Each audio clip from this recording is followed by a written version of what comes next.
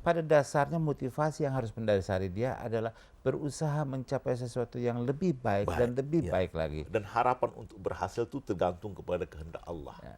Dan Oleh jangan betul, oleh itu selalu kita disuruh mengucapkan insya Allah dengan bantuan Tuhan. Jadi dia tidak sombong, seolah dirinya sendiri yang menghasilkan. Dia masih mengharap. Harapan untuk berhasil ini yang membuat artinya chance untuk berhasil tadi 50-50 kan saya katakan tadi. Sesuai dengan hukum.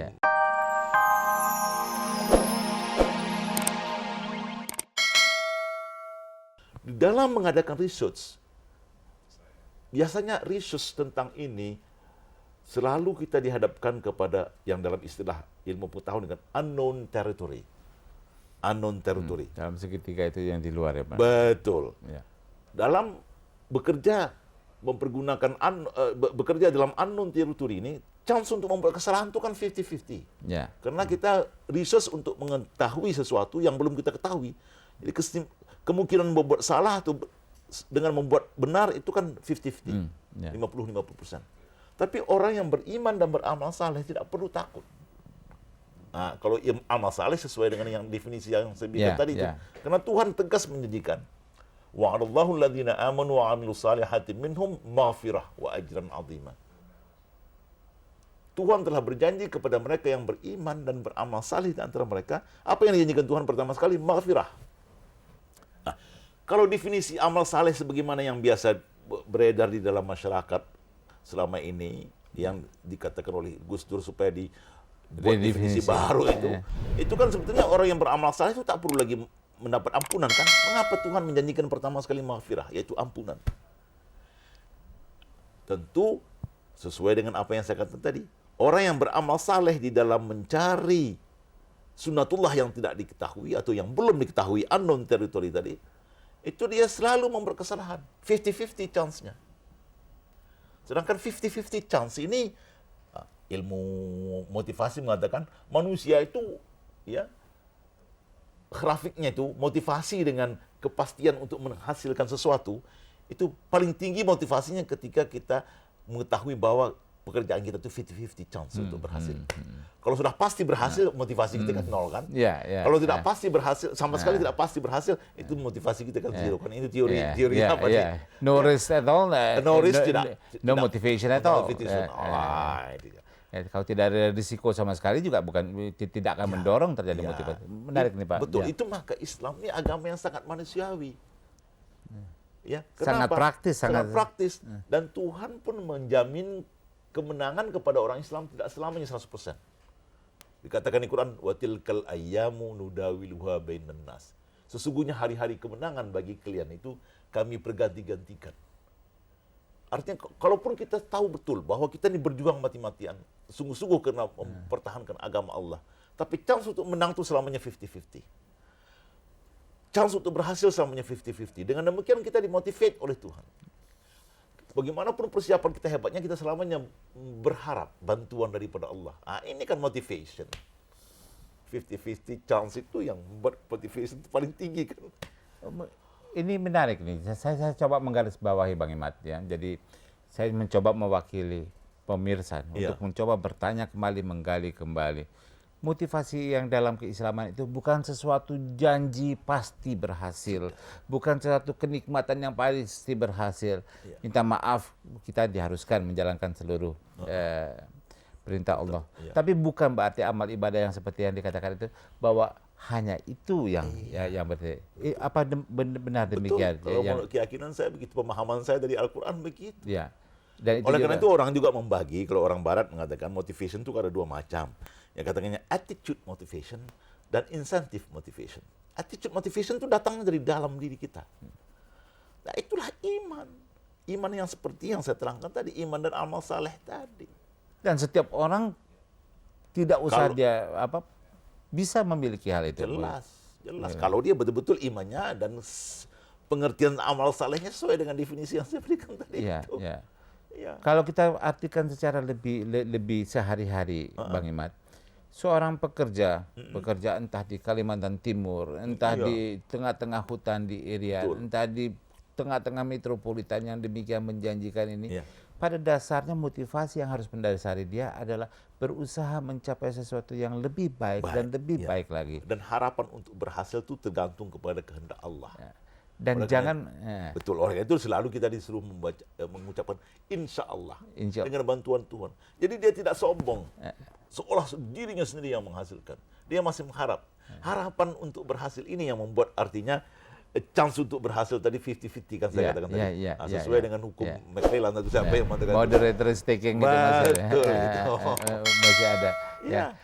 Berbicara tentang insya Allah, di satu sisi memang sebetulnya itu adalah baik sekali kan, betul, dengan bantuan Allah. Tapi seringkali yang terjadi sepertinya yang seperti Bapak katakan tadi, kita hanya mengatakan air ini toh bisa mendidih juga tanpa saya memanaskannya, ya. Insya Allah akan mendidih. Kalau yang insya Allah yang itu saya rasa keliru Pak ya.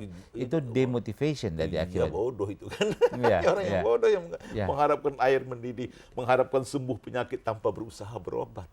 Ya toh. Ya. Kita berobat kepada dokter dengan harapan supaya sembuh.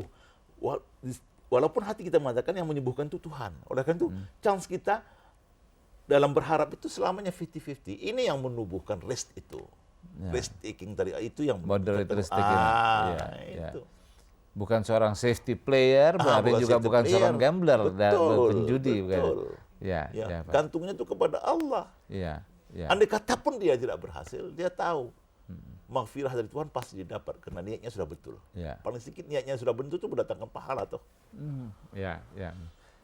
Bang, jadi ini ya Bang ya. Jadi bahwa benar-benar motivasi kerja, etos kerja, berusaha mencapai sesuatu lebih baik dan lebih baik lagi adalah bukan saja tidak dilarang oleh Islam, tapi bahkan didorong dan dianjurkan. Dan semua ayat, semua hadis Nabi, semua teladannya mengarah ke sana.